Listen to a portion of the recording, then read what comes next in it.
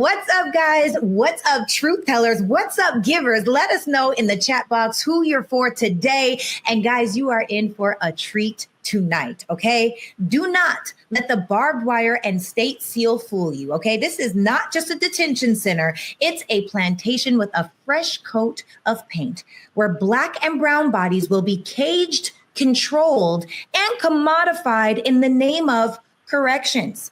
Nicknamed Alligator Alcatraz, this Florida facility is a chilling symbol of the South's dark legacy, where the only thing that's changed is the uniform. Behind the walls, forced labor, racial abuse, isolation, and a system built to break men down and cash checks while doing it. This is not a rehabilitation. It's modern day slavery, and the state is eating off it like gators in the swamp. Tonight on Truth Talks, welcome to Alligator Alcatraz, where freedom ends and the plantation lives on. Oh, and Cenat did what? Let's get to it.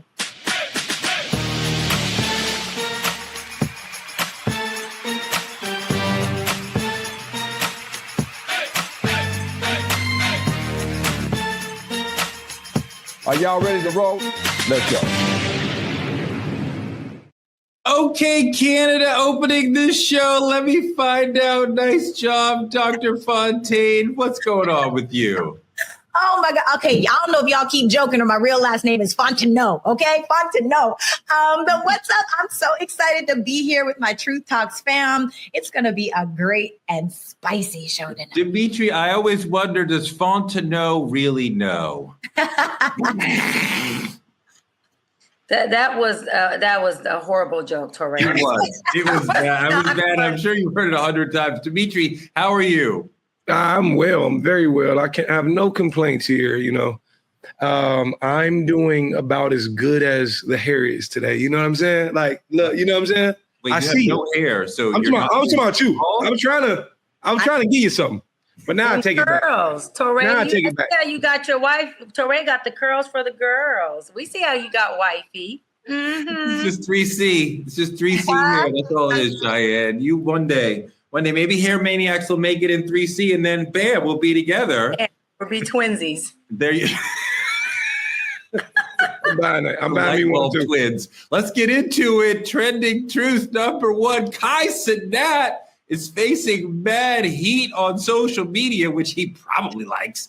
He teamed up with Target for the release of a new personal care brand. I don't want to read the name of it because I'm mad at him. In celebration of the move, he and the AMP Collective did a sleepover inside a Target, even though the Target economic fast is still going on, because Cardi B messed it up. Essence Fest, now Cenat. People are mad because Target got the clout, Kai got the check, and what does the community get?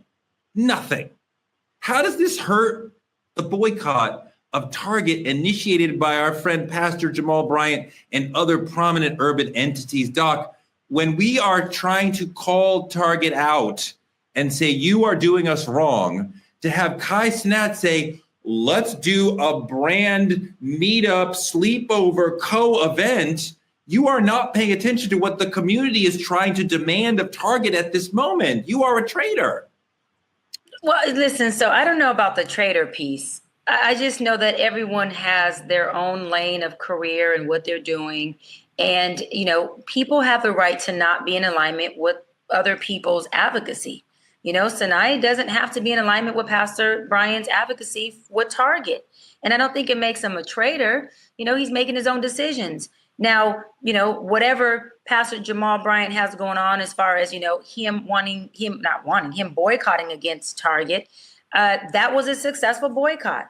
And Kai went and got him a successful partnership. I just feel like we as Black folks have to also allow space for people to have a different opinion, a different decision, because we don't know what Kai has going on for his long-term plan. And now I'm not saying sell out your community for your long-term plan, but we also are people that talk a lot about generational wealth. And if this is within his plan for generational wealth, I don't think it's a bad decision, because let's keep it real and I'll wrap on this. We might have boycotted Target, because I actually boycotted as well. I just ordered from other places. but we know at some point we're going to be shopping back and buying back at Target. This isn't a lifelong boycott. So for Kai to not receive a big deal that can, add to his career for, let's just say, a seasonal boycott, then, it doesn't make any sense to me, because let me say this too, Torre, I'm not going to do it because Pastor Jamal Bryant that's my guy. But, there have been some things recently in the media about Pastor Jamal Bryant, receiving money from Target recently. And I call it shut up money. So again, I love Pastor Jamal Bryant. I'm saying allegedly. That's what I read. And so we got to look at a lot more context before we start to context this brother Kai for accepting a partnership that's paying his bills. If someone was to say that Kai has an intellectual disagreement with Pastor Bryant's boycott, and he's saying Target shouldn't be in the business of DEI. I disagree with the entire idea that you're fine. You have an intellectual disagreement with Pastor Bryant on fine. There's no intellectual disagreement. This is entirely a selfish conversation. I want to make money, so I'm going to go do this, get this big check from them. I. The community is saying, hey, you need to serve us better, Dimitri. Like, you profit from us, so work with us, to take care of us, be there for us also. And Kai is there for himself. And who is his audience? A lot of young men, a lot of them us.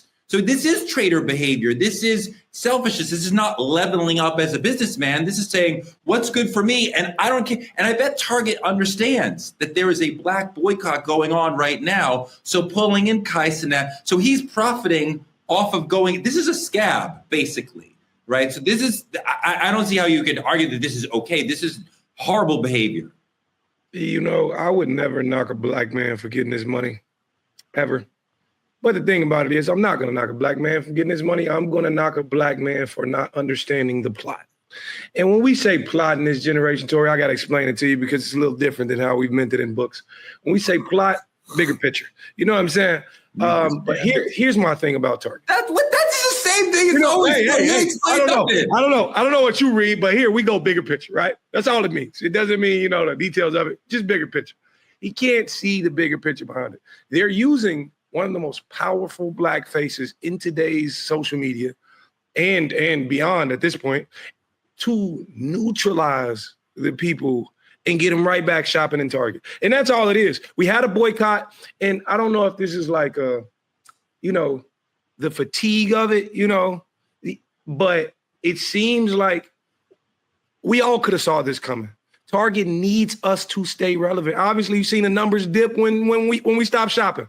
But my thing about it is, I think Kai Cenat should have registered in his mind that I'm not going to let you use me as a weapon against my people to gain my people. If you're so down for the people as you claim to be, and from watching the streams to watching his impact with kids in his generation and their parents, Kai Cenat knew exactly what was going on, that some black influencer would get a major deal because of it, because they need black people. I guarantee you this contract came with an NDA.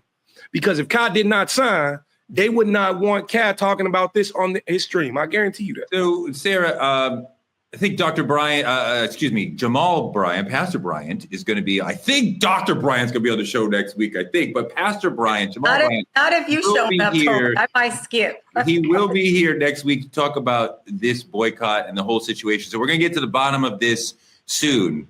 But you do see black people like Cheyenne going back to shopping at Target. And sometimes this is the only place in a community where you can get things, or where you can get things efficiently and go back to taking care of the kids and getting the work done. So you wonder, is it possible to ask black people, working people, single parents, people with multiple children, to say, please change your lives and don't shop at Target? That's asking a lot of people. So if they can't understand exactly what are we boycotting for, it's hard to ask them to do this boycott that can be inconvenient for themselves. Yeah. And it's always so funny to me because we as a people are very passionate. And sometimes I think we can be passionately wrong. And what I mean by that is we all have this. If that were me, I would never. Well, it's not you. And it could probably possibly never be you. If you had an opportunity to sell a product and off top, let's say we don't know how much you got paid, but maybe it's $5 million, $10 million. That is creating generational wealth for his family. Right. And I get it. He doesn't understand the plot, but it's so funny to me when people are so like, oh, he sold out, he this, he that. Did he really? This has been going on for so long. Also, we have already established them getting rid of DEI was more of a benefit to white women than any Black or brown person. It was not as beneficial as people think that it was. And so when you actually look at the details, is he wrong for putting another Black product inside of Target? And who knows, maybe in his contract, he's like, I also want to have these other products that were put in here. We don't know what happened in the contract. We don't know what the deals are. All we know is that this man is taking a stand for his own. And what this really says to me more than anything is we need our own Target. We need to have a company like Target that is Black owned, where we can have our products so that we can stop canceling each other based on our own beliefs and opinions and biases. We're benefiting Target, Doc. He's benefiting from Target at this moment while we are boycotting. That's not okay. That is traitor behavior. That is going against what the community wants for his own selfish benefit. Like, oh, I'm not hating on a Black man being generational. Yes, I am. And he is helping the oppressor and benefiting himself. That's what Stephen from Django did. That's what we talk about when we talk about house slaves. You guys are saying the house slave is right to try to enrich himself on the backs of other people. They're interested in him because we are boycotting him. So he's breaking the boycott. I don't know what you're talking about. Like, this is the definition of traitor behavior. That was actually a really good pull, Torre. That was a good one. But you're right. And I think a lot of people in the masses don't even understand what the boycott is about or what we're asking of the boycott. And I think it's very important to note that, it's a little extreme. It can be a little extreme, but they've been asking Target to honor this $2 billion pledge that they made to Black entrepreneurs. They've been asking Target to invest I think it was like $250 million into Black owned banks, adopt 6 HBCU businesses and retail programs. And then they was asking them to restore and reinvent these DEI initiatives. So it's not, a lot of people don't know what they're boycotting Target for. It's just when Black people be like, hey, well, let's stay up out of there. And they just believe it's with good reason, so they stay up out of there. But that was a really good pull you made there. Yeah, and that's what I was going to say. I was going to pretty much, say that I don't think Kai is tripping off of whether he knows about this advocacy plan or doesn't. I don't think that is a defining factor in whether or not he's taking on a deal. I think he's looking at it like this is an opportunity to make more money. This is an opportunity to expand my brand. I don't even think he's considering. Now, whether folks think that's okay or not okay for him to consider the community and the impacts of it, that's their own subjective opinion. But I just feel like he is a young man who's in the pit of his career and he's trying to run the check up as much as he can. And Target ends up being another check that he runs up. Now, again, folks in the chat, say whether or not you believe that Kai is selling out the community or not selling out the community. I don't have a strong opinion on either side. I just know I don't call a young Black man or anyone for that sake selling out when they're making their own adult decision to do something. Sorry. Listen, I don't think because, Torre, I come on here and I say, everybody here on Truth Talks, how it would benefit our community better if we did X, Y, and Z. And if Dimitri decided he didn't want to come along that ride, he's not a sellout. He don't want to roll with those plans. It doesn't matter. What I want to benefit doesn't have to be in alignment with what Dimitri wants to benefit. We are allowed to have our own thought process, our own decisions. And it's like a lot of times that you talk, Torre, you sound very dictatorship and controlling. If people don't join the movement, then they are a sellout. If people don't join this decision, then that is a problem. That is not true. I have the right to not like them damn curls and still be okay with that. I don't gotta like the No, I mean, if the brother had an articulatable intellectual idea around, hey, I disagree with the boycott because of this.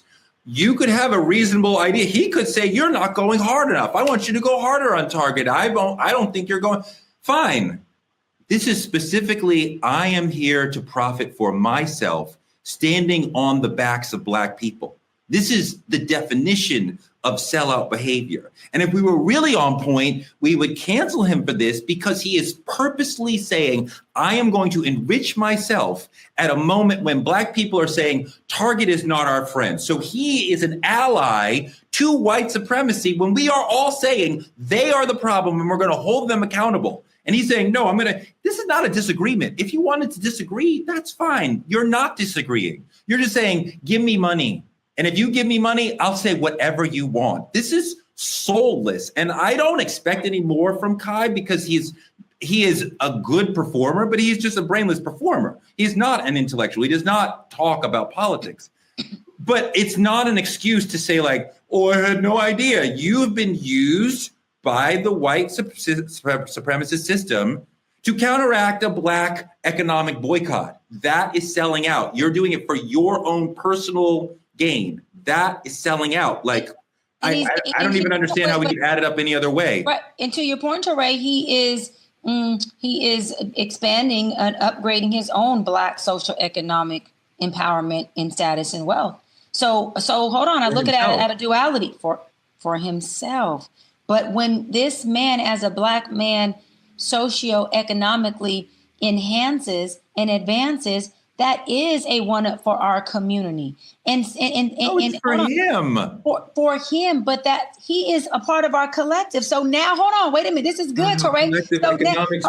So now he's not a part of our Black community or our collective. That's not how collective economics works. He makes a decision that's against your subjective agreement. So you believe because he's not doing what you believe he should do, which is aligned with Jamal Bryant's Target boycott, that he is now no longer he's not Black anymore. He's not Black and no, he's not a part of the collective. The question is not if he's Black or not. The question is not if he's down for the culture or not. I think to Torre's point, when you look, it's an extreme statement, but to a degree, it's exactly what selling out is. You went against everything we, as a collective, said we would stand for to profit on your own end. Because here's my question, and this is, you made a great reference, Dr. Bryant, in terms of a way to look at it. But in another way to look at it, if you're so easy to fund our influencers, why can't you fund the programs? Why can't you fund what we're asking you to put money into? You see, so it's a tricky situation, but I think, in my personal opinion, it's something, because we talk about generational wealth and him needing to build it and, advocacy for that Black man. But the thing about it is you had that already. Like, you have deals with everybody. You didn't have to take this. This is part of why a lot of us hate billionaires, because you can't amass that kind of wealth. You're talking about Kai's generational wealth. He's not close to a billionaire, but he's trying to amass generational wealth. That keeps coming up in this conversation. You can't get to billionaire status without stepping on other people. You don't just get there because you worked harder than everybody. You are exploiting other people. That's how you get that large of a share of the world, of the money in the world. So Kai is, to what you're saying, trying to get to generational wealth by stepping on this boycott, by stepping on what Black people need from Target, by saying, I'm going to help Target when Black people are trying to hold Target accountable. So, if you acquire generational wealth by stepping on Black people, that is immoral. That is anti-Black. That is an evil thing to do. So, I can't celebrate this blood dollars that he's getting from Target when he's doing it by going against what we're saying. Hey, Target, just do right by us because we are one of your main consumers. Yeah. To me, the sellout is obvious, but I want to talk about Dr. Bryant's governor, the California Governor Gavin Newsom, in our politicking segment. He just wrapped up a bold, thinly veiled campaign tour through South Carolina, cloaked as a listening trip. That's what they always say when they're starting out. It reeked of early presidential ambition, but so much of what Governor Newsom has been doing has been reeking of presidential ambition. He dodged direct questions about 2028. Of course, it's not time to talk about that yet. But his flashy 2-day swing through the historically pivotal primary state was a calculated move that has Dems whispering about succession and the future of the party. Take a look at this video of Gavin in South Carolina. The President of the United States may have put out a statement talking about the fact we just celebrated the 4th of July. Next year, we'll be celebrating 250 years of this enduring values of our founding fathers, the best of the Roman Republic, best of Greek democracy, that we're all in this together. And find a little grace, a little humility. You know what he did instead? At the exact moment of the press conference, he decided to press go. And he took those military, 90 of them, those same National Guard men and women that were out there protecting the peace and helping us during the wildfires, put masks on this time. That's shared. And were sent out in military gear on horseback with American flags, with Black Hawk helicopters, with tanks running down the streets of a great American city in MacArthur Park in the middle of the day while children were in summer camp playing on the soccer fields. Not one arrest was made. It was an act of cowardliness, and it was an act of cruelty intended for one purpose, cruelty, to divide us, to make us more apathetic, to make us more cynical, and more fearful. Yes, sir. We cannot let him win. We cannot allow him to win. Looks like a presidential campaign stop to me. On the surface, Newsom's leadership and combative stance against Trumpy might play well, will play well with coastal voters, with liberal elites. But to win this thing in 2028 or 2032, whenever he's allowed to actually run for president, you're going to have to win the key swing states of Michigan, Wisconsin, Pennsylvania. That is quite often what the whole ball game will come down to. So, Dimitri, can someone like Governor Newsom, with a progressive agenda that has quite often fallen on deaf ears outside of the coastal voters, can someone like that go into swing states, those that blue collar Michigan, Wisconsin, Pennsylvania, and win there? I think he got the presidential posture, but I don't see it. I don't see it because your own backyard is like a wildfire. Let's talk about where you actually come from. It's also to me, an abuse of you coming in and you trying to get with the culture. I'm analyzing the video and I'm just seeing the little things, all the black people behind you and all the, you know what I'm saying? For me, I'm looking at it like you had. I know, I get it, you know what I'm saying? But look where you start. And I think I don't like it. You got the posture, but come on now. Like what? South Carolina, what do you want? If it was white, that's Jim Clyburn. He runs South Carolina. What are you talking about? And still, the video, the angle, the scheme, I don't think it's him, not me personally. Okay. Cheyenne, look, this is your governor. He moves like a global leader. California is the 6th wealthiest area on earth, but the state does have problems with housing affordability, people leaving, exodus, public safety situations. California has problems. Every state has problems. And as Dimitri is saying, Dimitri's kind of saying if you can't fix California, why should you be president? I think that's a very complicated question. But what do you think about how he has been as a governor of California when you want to map that out to can he be an effective president? I think Dimitri makes a great point. If your household is in chaos, then what you doing at mine is trying to help me figure out how to organize mine. I think he makes a great point. We've had a lot of disaster in his term as governor. And not that things didn't get handled. The folks in California aren't very happy with how he handled them. Of course, there was resolve. There were a lot of times where he looked more laxed or on vacation during our California crisis. And folks have a problem with that.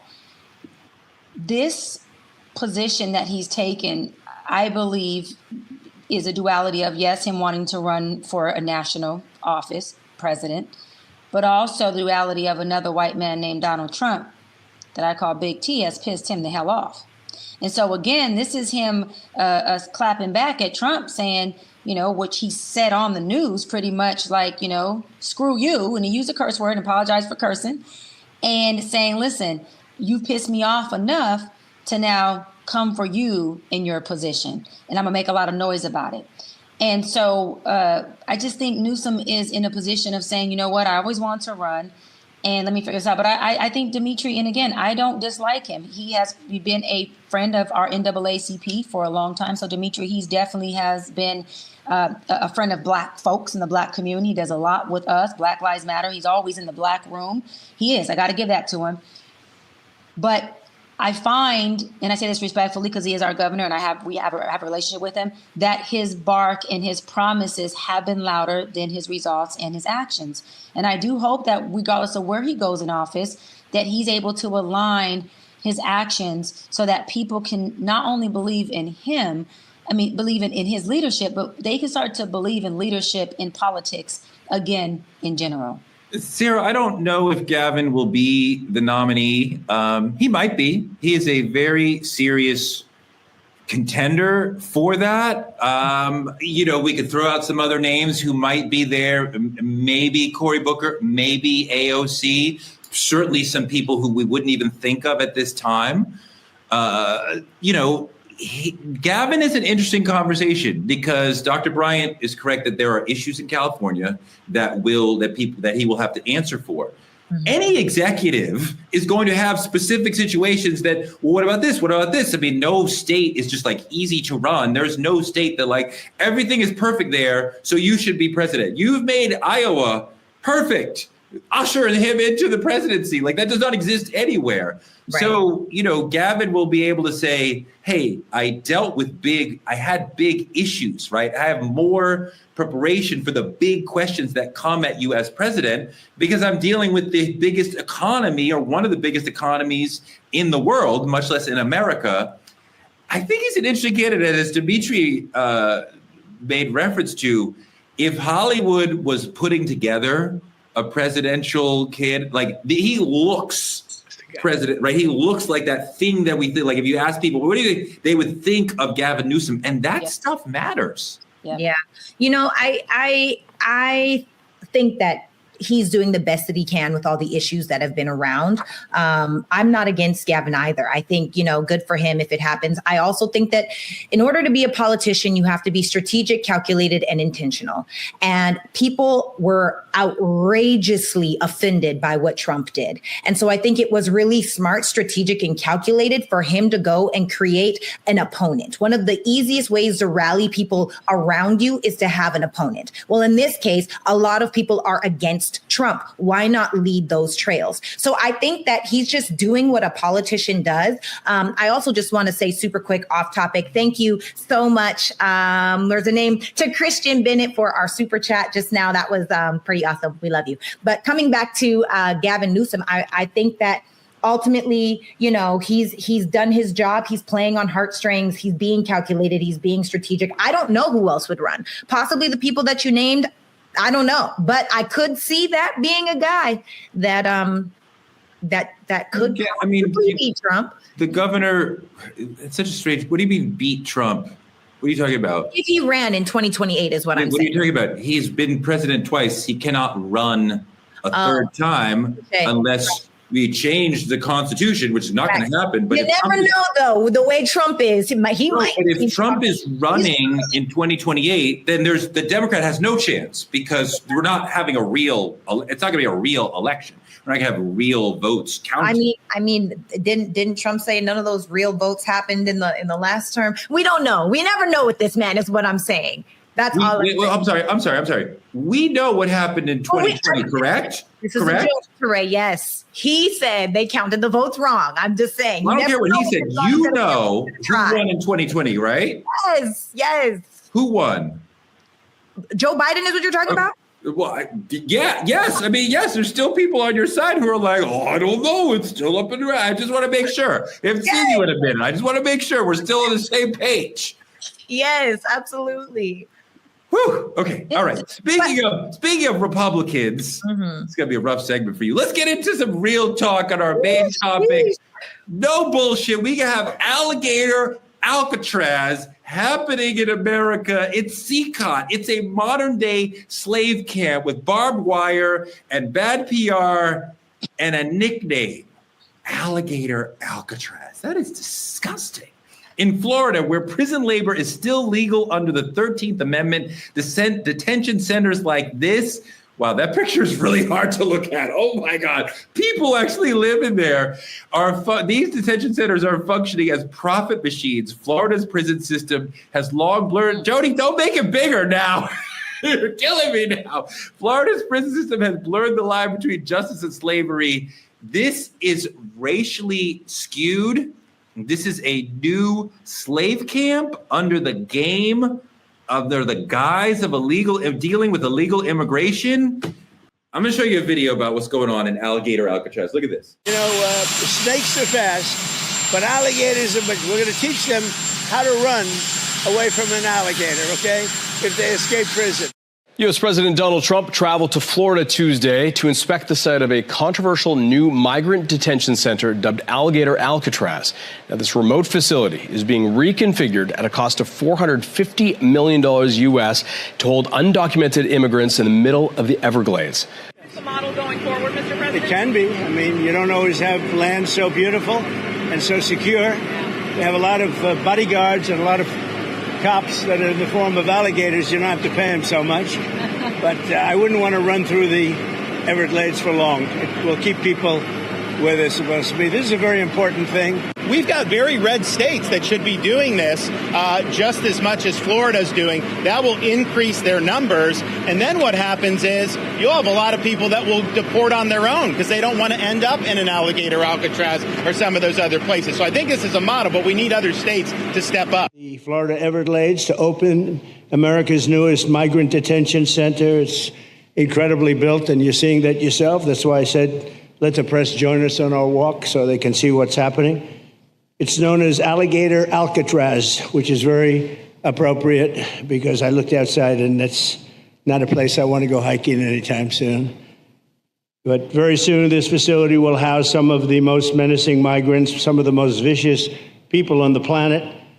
We're surrounded by miles of treacherous swampland, and the only way out is really deportation.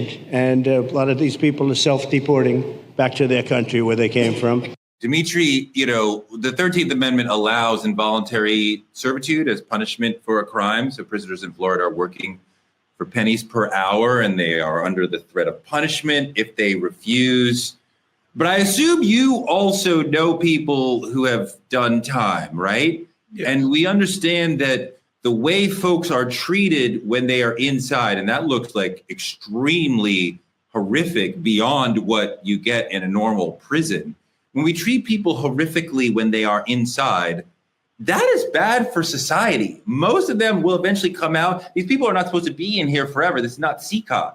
So even if they are released to other countries, or they are traumatized, they are a danger to society because they have been damaged deep in their soul by being kept in a horrific place like this. What do you think? You know, it's amazing to me how much this resembles what slavery is. It's the same ground. It's the same system. It's the same. And it's kind of evolved, you know. Now they're calling it corrections. It's just amazing to me when I'm listening to Trump and the way he's speaking about these malicious, some of the most vicious people in the world, and just the verbiage he's using. It's no coincidence this is the exact same land. But the government trying to model this thing in other places like Florida, Mississippi, Louisiana, anywhere, calling it's inhumane, in my opinion.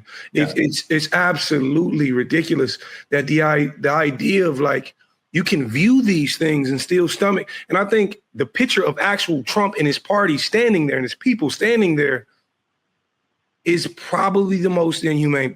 It's ridiculous because they're viewing it as if this is an animal shelter. They're viewing it as if this is normal. And I hate this. I hate this for us. I hate this as people. I hate to see, I can't even say we went back, but we evolved to this point. It's their new way of doing exactly what they've always done. Sarah, there's an aspect here of forced labor disguised as rehabilitation, but there's also just straight lying because they're telling us this is where the most vicious people will be. That is not at all true. ICE is grabbing lots of people who are law-abiding, who are working, who are paying taxes, who are not at all criminals at all. So, I mean, children, yes. So, if you tell Americans we're going to house the most vicious people in the world here, well, that creates a sort of moral justification for some people, not for a prison abolitionist, but for some people. But I think the average person could see this is a disgusting way for a government to treat people, even if they have broken something like the immigration law. Yeah. Okay. So I think I need clarity because I live in a bubble. Anyone that knows me knows that. And so my question is, obviously, based off this video, this is for people that he's grabbing. This is ISIS grabbing these people and putting them in these facilities. And these are the same people that are working for pennies on the dollar, or is pennies on the dollar what we know is happening with the prison? Or are it's all of it? Well, the people who are undocumented are often working for sub-minimum wage. Also, people who are private prisons are making money for major corporations, and the government would contract them to say, you must pay us for a certain number of beds. So the government is already saying at the beginning of the month, okay, 300 or 3,000, whatever number of beds will be filled. We're paying this private company to incarcerate 3,000 people. Well, we better give them 3,000 bodies to be in there because we're paying for these beds and taking care of these incarcerated people anyway. Got it. Okay. So two things are coming up for me. I hate that this is happening. It is absolutely inhumane for any human to be inside of a dog kennel with a jail looking like bed when you haven't actually committed a crime against humanity, in my personal opinion. I think that this is a massively focused, fear-based tactic for Trump to have people deport themselves, because this is scary. And if I was an illegal immigrant, I would probably also self-deport, right? So I think that his intention is one thing, and it has to be this ugly, it has to be this scary, it has to be this loud in order for his agenda to actually work out, which is not okay. Now, that also being said, as far as the prisons go and these private prisons that are owned, personally, where it comes to the 13th Amendment, where we're talking about how it's okay for them to involuntarily work, like you do work for pennies on the dollar. I personally think that if you're a person that went to prison because of assault or rape, or you're a pedophile or a murderer, I think you did the crime, pay with the time. That's what you gave up, right? Now, if it's something like you sold drugs years ago, like people like Westmore. That's not what we're talking about here. That's not what we're talking about here. We're talking about people who made immigration crimes. Then the Supreme Court says that is not. Are we talking about both, or are we talking about one? It's terrible as far as it's inhumane, but I do think that it is a fear-based tactic in order to get people to self-deport, and I would bet that it's working because it looks terrifying. Dr. Bryant, what's really disgusting about this is how Trump and DeSantis and the supporters revel in the inhumanity and the cruelty here, right? And the way this detention center is dehumanizing to people. And if this were happening overseas, we would call it a human rights crisis. But we don't refer to it that way here. First of all, love you, Sarah. This ain't no fear-based. This shit is real. This is some modern day Hitler shit. This man has cages where I've seen animal, what am I trying to say? I've seen animal homes where, look better than this. Shelters. Thank you. I've seen animal shelters look better than this. Have a better environment than this. Hold on. Let me just give you, for our viewers, let me just give you a little visual of what this is. We're talking about a humanitarian concern. Why? Because we're talking about overcrowding. 32 people per cage. 32 people per cage. Overcrowding. Let's talk about the environmental concerns. Hold on. He hasn't even, right, allegedly, studies show, he hasn't even checked for the environmental concerns, which means flooding, poor sanitation, even a possibility of worms being in these people's food. Where is just the human right of saying, okay, yeah, let's criminalize criminals, but damn, Are we just completely dehumanizing them and saying that these people are worse than animals and dogs? That is exactly what Trump is saying. Exactly what he's saying. And so when we're talking about putting people in a place where you're going to control them by alligators because their only second best choice is to stay in a cage that is overcrowded, overpopulated, environmentally racism, environmentally inhumane, and even there's a high percentage that the food that they eat is going to kill them. This right here is a setup for him to just indirectly murder people at a slow baking pace. This is sick. This is next level. I'm sorry, this is like beyond sick. This is crazy. They have to, you either die because you escape or you die because you stay in a cage with 32 other people. You're right. And it does make you think about slavery. It does make you think about the 13th Amendment and how the state can force inmates to work for pennies. It is very reminiscent of slavery. But you also think about, Dimitri, how the states can't afford to house the homeless, can't afford to create enough housing stock for the working class, but we can throw up a detention center like this in 8 days. They got merch ready to sell before a single bunk bed is filled. I mean, like, merch for Alligator Alcatraz is disgusting. We should not be encouraging the citizenry to walk around with these shirts. And this is the sort of fear-based stuff that Sarah was referencing, that they want Alligator Alcatraz and the message and the merch to go out. And like when DeSantis and them talk about self-deport, that undocumented folks will see this stuff and say, I'm going to leave because I don't want to go through the hell. But this is a really disgusting way of doing governance, of creating fear in people so that they will run away from you.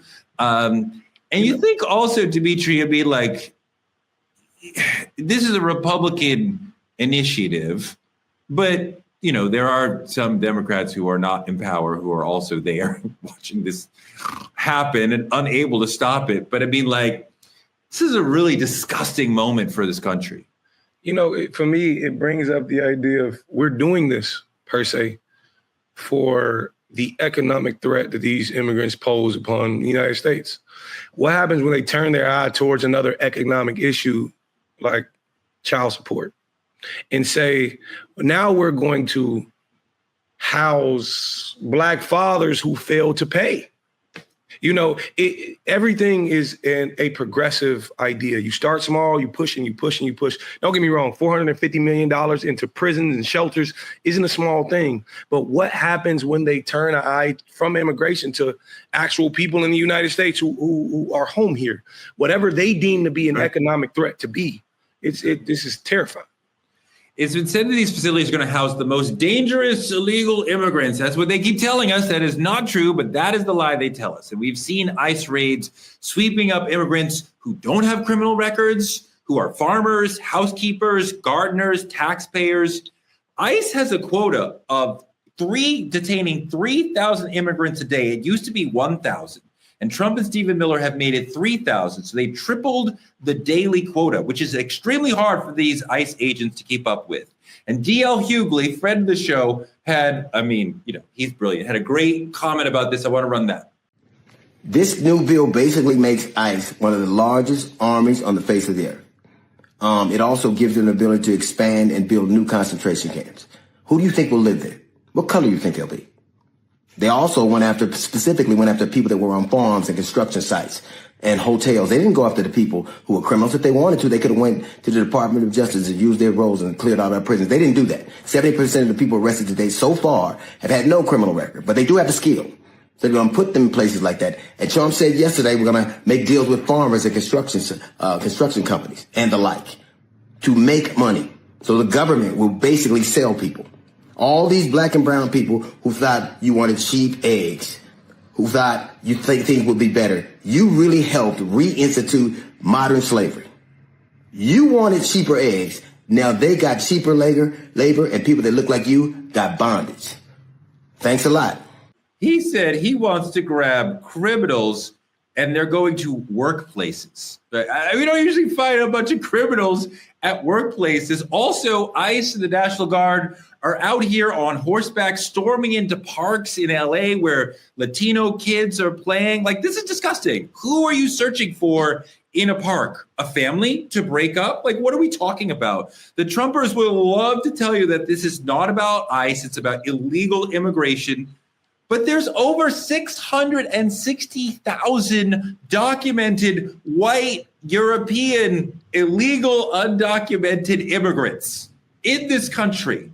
Where are the invasions of Polish neighborhoods? Where are the invasions of Russian neighborhoods? There are communities of white European undocumented people that they could be grabbing.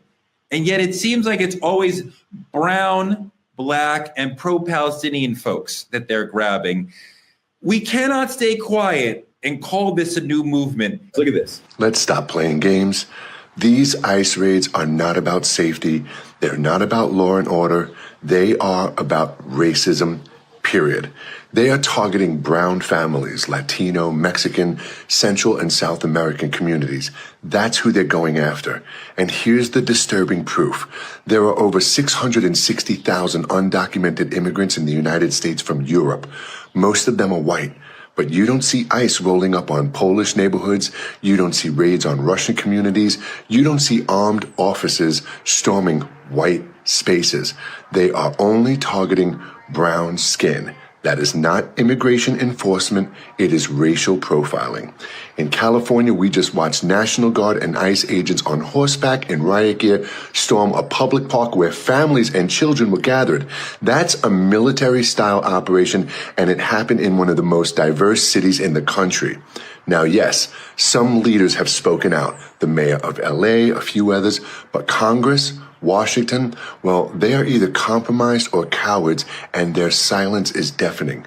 Make no mistake, this isn't about immigration. It's about control, it's about fear, and it's about testing how far they can go. So no, I'm not staying quiet, and you should not either.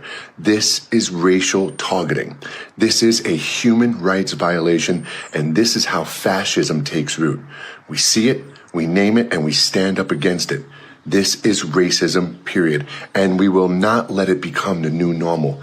Please, my friends, stand in solidarity and speak out constantly against it. Please share. Thank you. Sarah, the brother is absolutely right. There's a lot of racial profiling going on because these ICE agents need to get, what we said, 3 times as many arrests per day. And quite often what they're doing is driving around until they see somebody who they think fits the profile and then grabbing that person. Quite often they're an American citizen, but the rush to get to 3,000 a day, which they are not getting to, means they can't do careful investigation. They got to just rush and grab as many people as they can, Sarah. Yeah. You know, I think that the scariest part about the ICE agents that are grabbing these people is the inflated idea of real authority, which turns into control.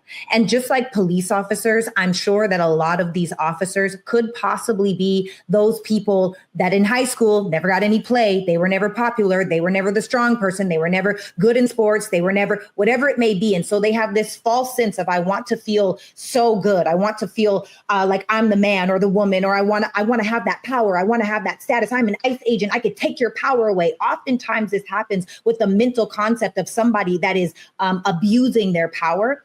And so the fear for me is now, what are these ICE agents doing to people that they could falsely say, oh, they didn't show me, because they're not asking for identification. They're not necessarily always asking, show me your ID, show me your this, show me your that. They're just assuming, and that assumption and that inflated sense of authority is the scariest thing on the planet. And then you mix that with the pressure to get 3,000 different people. I mean, it's a scary place that we're in right now. And I agree with this man. And the reason why is because if you start here, it could just continue to snowball into other cultures. Now, Black people, where are we going to go?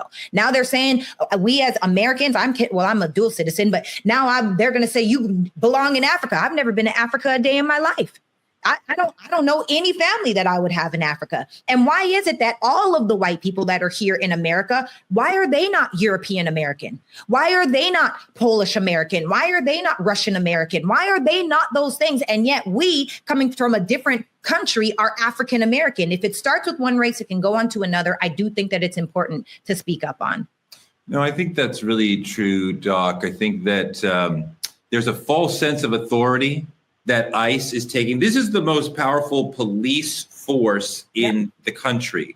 They show up, as Sarah said, without identifying themselves, without showing any sort of warrant or whatever, with overwhelming force and grabbing people off the street. These are kidnappings. This is not really detaining people. And they're quite often making mistakes, grabbing U.S. citizens.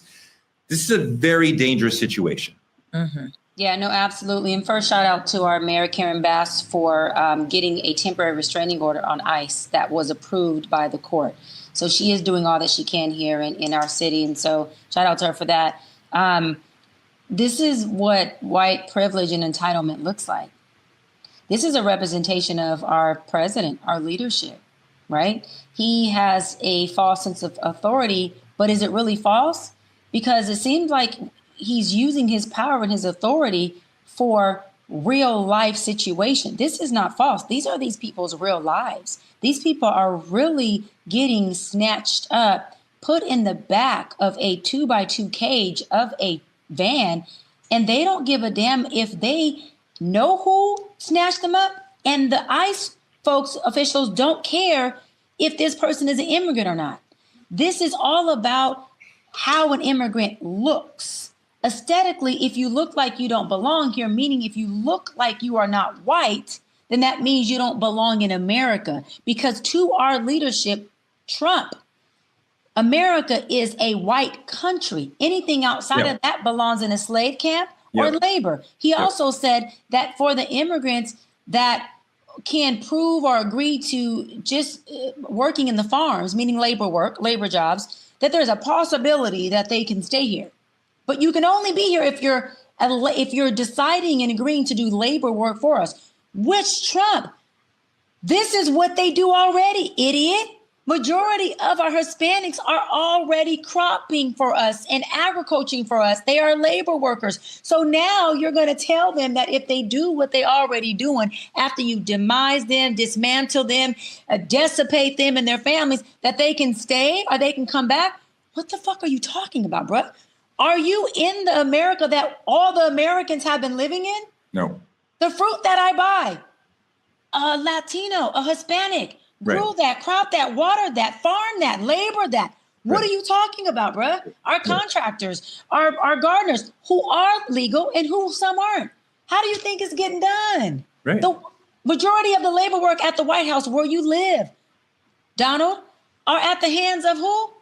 Whether they're immigrants or not, Hispanics, the Latino community. So what are you talking about? Again, this is a direct reflection of our leadership, and we have to be very, very, very cognizant of who we're voting for, who we're choosing, not just at the national level, at the city level, at the state level, and in our homes and wise council, because leadership echoes and leadership makes a mirror of who they are. And this is the white privilege and white supremacy that Trump is saying when he said back in 2016, make America great again. He came back in office, one, to make it great again, which is really just make it white. Because I'll end on this. To Trump, white is right. And if we can make it white, then it's right again. Big problem. Dimitri, we have concentration camps in this country now, right? I mean, like the comparison to Auschwitz is, look at this, look.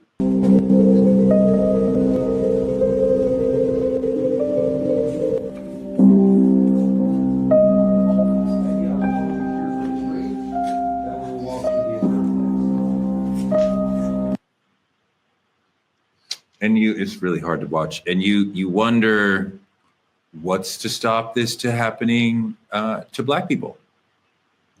The thing about it is, like, if you really pay attention to the video, there's no cages there. There's cages here. It's can be deemed as worse, and to a lot of people. But either way, it's horrific. And I think they are familiar with how similar this is. And I think mentally, this is exactly what they're aiming for. And that makes it so much worse. You know, there's two, I want to move forward a little bit in this conversation, because there's two major companies in this country that manage the private prison industry, that they have the main contracts. They are the managers of the detention centers that this administration has heavily funded in the big, ugly bill. Look at this. Look at this video. The private prison industry is set for a historic boom, with President Donald Trump launching his mass deportation. Shares of Geo Group and CoreCivic rose more than 50% since the election. I've worked at CoreCivic for 32 years, and this is truly one of the most exciting periods in my career with the company. Meet CoreCivic and Geo Group, the two publicly traded companies that have come to dominate the private prison industry. Private prison companies, mainly Geo Group and CoreCivic, are champing at the bit at their prospects for big profits in 2025. It's insane to me that we allow private individuals to make money from the incarceration of other people. It's bad enough that the state does that, but to allow people, private citizens, to profit off of that is deeply problematic. These companies funneled millions into the Trump campaign in exchange for their government contracts, where you start to see the corruption. It's not just them, it's top corporations, it's builders, it's food contractors. All these sort of people are eating off of Alligator Alcatraz, while Trump blatantly buys loyalty with blood money for those slave camps. Doc, how do you stop this in the place where we are, where Trump has all this power, controlling media, Democrats can't really do that much? How do we stop something like this? I think what is most scariest for people is it feels like we are in a gridlock. It really feels like, for the first time, at least for my generation, right, being right at 40 and younger, maybe not the folks who are in the 60s or 70s who were already in the civil rights movement back in the 50s and 60s, it feels very gridlocked. It feels very, who is going to go up against this power? What is the strategy that we use? Who's big enough to be the big dog that goes in this big dog park against this Donald Trump guy? And also, this is the part that's most sad to me, y'all, is who can be sick enough and gamey enough and corrupt enough to fight fire with Trump's corrupt ass fire. Because you get somebody who is going to take down someone as sick and diabolic as Trump, it almost looks like it can't be someone who is just, a good-hearted person, very, very humane, believes in human rights, wants to do right by the book, because you're fighting a monster. Yeah. And so it feels like, where's the David with this Trump who is a Goliath? Per se, right? And we're looking at it from a perspective of David only had a slingshot, and we're feeling like our slingshot is just not big enough for this damn Goliath. And that's just the essence of what I hear when I talk to people, because they're saying, well, even when I'm at my Democratic events, even when I'm at assemblymen, our senator, and our NAACP meetings, it's about strategizing on where can we place the power hitters. But watch this, y'all. Who are considered the power hitters in this? And who can really go up against this monster of a guy? The things that he's doing aren't things he just decided to do yesterday, are this term. Trump's been planning this from his first term and for the entire term that Biden was in office. This is a whole plan. And he got billionaires and other white supremacists and Proud Boys and other folks who have affluence, impact, and wealth to help him plan this out. So this is something that is going to take us longer than just a think tank to do. We got to take a little bit longer to unpack the David and Goliath thing. Malcolm Gladwell writes about that brilliantly. The slingshot was the gun of its time. So everybody in that scene, everybody who was there in that valley, when David pulled out the slingshot, they were like, oh, Goliath is fucked. But Stacey Abrams had an amazing bite. This is long, but it's really important, and I really want you guys to watch this. She's talking about the 10 steps to becoming an autocracy. Now, I want you to watch this and think about what step you think we are on right now, and listen to the urgency in our good sister's voice. Look at this. So start with winning an election. Mm-hmm. Usually the last one you're going to get to have for real. Number two, you have an expansion of executive power. The president decides he wants more than he's supposed to have. Number three, you start to make the Congress complicit. So you weaken them and you neutralize or neuter the judiciary. Like, the Supreme Court giving you unfettered power and saying we don't have the ability to stop things. Then you move on to firing all the people who know how to make government work. So you gut the civil service. And you do that because you want to break democracy so people forget the stuff that used to get done. So you can't get your Social Security check. So the CDC doesn't know what diseases are anymore. Then you put in place these loyalists, people who are only responsive to you. You put them in charge of the FBI so they go after your enemies. You put them in charge of the Department of Justice, the Department of Defense, so they can signal to their friends and tell them all about the evil plans that you have. Then you make certain that you break how we communicate. So you criticize the media and you create your own echo chamber of propaganda. You call it truth, even though you know you're lying. Then you go to the next step, and I call that step 7. So at step 7, you have to blame someone. You have to blame people for the broken government, for the broken promises. So you go after DEI. You go after the vulnerable, the dispossessed. You go after any community that doesn't look like what you think power should be. While you're doing that, you make certain that in step 8, you eliminate anybody who can help them. So you sue law firms that do pro bono cases. You go after philanthropies and accuse them of giving money to the wrong people. You go after colleges and universities that can teach people possibly what else they should know. You get to step 9 and you start to encourage and incentivize private violence. You send the U.S. Marines into spaces they should not be. You send the National Guard in. You kidnap people off of the streets and pretend that's normal, because that's how you quiet dissent, because you make everyone afraid that if they don't do what you want, they might be next. And once you've done those 9 steps, step 10 is easy. That's when you decide there won't be new elections, because everyone's either afraid, poor, broken, or complicit. I want to hear the folks in the chat talk about what step they think we're on right now. But Dimitri, where do you think we are on Stacey Abrams' timeline of moving toward autocracy? Man, we got to be close 8, 9. A lot of these things she's saying, we've heard already. Yeah. Sending the military into places they don't belong, pointing blame at what presidency should have been or what should have been done. We've seen all of this. And it's amazing to hear it play out exactly how she's, scripted it too. I don't know the timeline of this, but we have to be a good 8 or 9. And just like we were mentioning earlier, I know we talked about it as being, propaganda or unlikely, but that not having re-elections thing is something she mentioned. And how powerful that is amazing to me, but for sure 8 or 9. Doc, what do you think about where Stacey Abrams thinks we are moving toward? First of all, Stacey Abrams is a political leadership genius. Let's just put it out there. Sis should have ran in place of Kamala, not comparing, just saying. And she was one of the biggest reasons why Biden got in office. Let's keep it real. And then she's VP.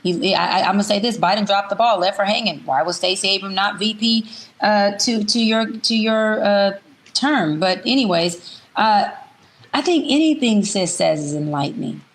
Yeah. She knows her shit. She's speaking to the people, for the people. She represents how most of us are thinking. Yeah. I'm just mad that she's not in office. I'm mad that she's not, our president. I'm mad that she's not running, and I hope she does in 2028. I think that all the steps that she ran are steps that he has already taken. I think that now we need a plan that can, deactivate his steps that he's taken, reroute, detour, dissipate something, because Trump has a momentum that is just growing and getting bigger. And I feel like until we, I just think, Touré, that we got to figure out more of a plan and not focus on his actions. Doc, a lot of Americans, the White House wants a lot of Americans to be angry, divided, exhausted. They want the chaos. The antidote is organized communities and a system that works for the people, but the White House is trying to create the opposite. Yeah, battle fatigue. The White House wants us to be battle fatigued, right? When we have nothing left in our tank, what do we have to give? And let's keep real. When we have nothing left in our tank, what do we give? We give crime. We give frustration. We give anger. We give division. We give fatigue to the point where we can't think, we can't strategize. So what do? Now you don't have to come overpower us. We just lay down the power. We're exhausted. We're tired. We're resourced out. We can't help ourselves. We can't help each other. So that means that what I've been saying for forever, that goes into him trying to create martial law. I still stand on that. This man is trying to overturn a democracy so he can be in complete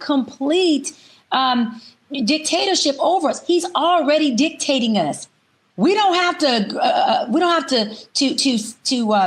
agree with it. But what he's doing, he's running the shit out of this country. He's not leading us. He's forcing, he's running, he's impeding, he's dividing. And that is all what creates martial law. And that is all what creates dictatorship, so that he can be in power and he can continue to pass down his power to where he wants it to be. And to the point where he eliminates everything that doesn't look right to him. And I've said this before, which for him is white. That's exactly what he's doing. And he's leading out what he deems to be the weakest link first. And he's making an example out of them so we all can see if we don't line up, if we are not in alignment with this man, guess what happens to us next? Although black folks was first, now it's looking like we could be secondary next. Sarah, a lot of people should be talking about Alligator Alcatraz. This is representative of kind of like the end of democracy.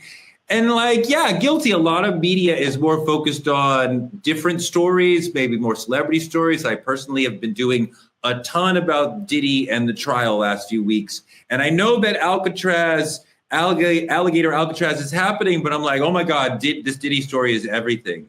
And I think a lot of media has been like that. And Alligator Alcatraz has gotten a lot of attention, but not necessarily as much as it should as far as what it represents, as far as, you know, the end of democracy and a seacot on our own shores. And do you think that America is addicted to black and brown punishment? Yes. And more than that, I think it's the agenda. It's the agenda. The agenda is to distract.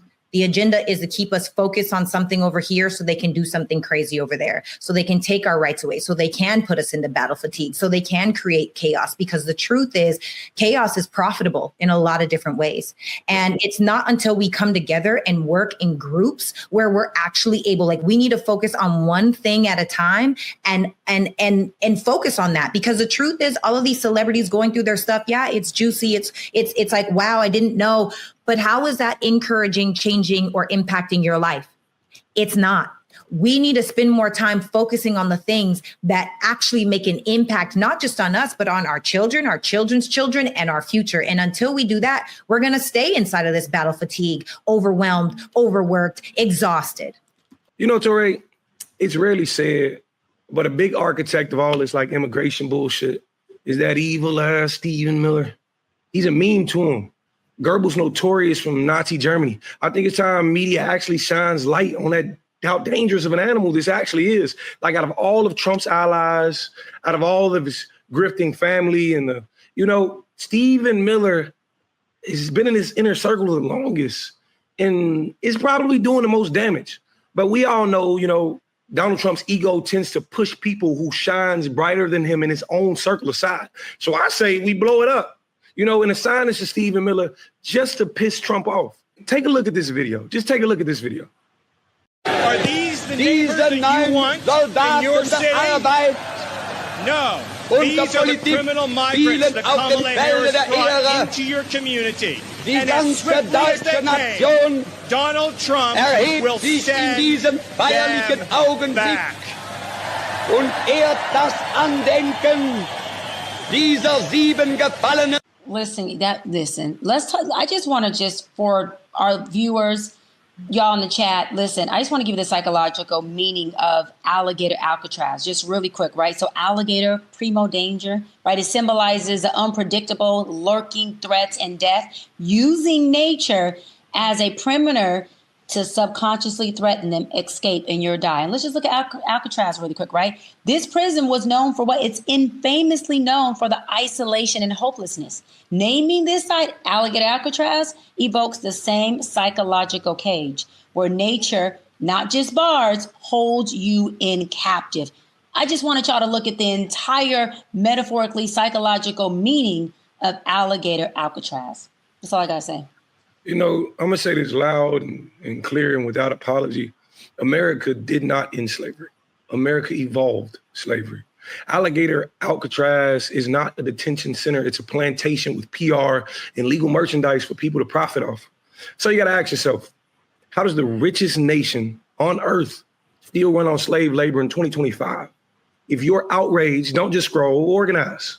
Don't just post, show up. Call out the corporations, the politicians, the profiters feeding off of humans in cages.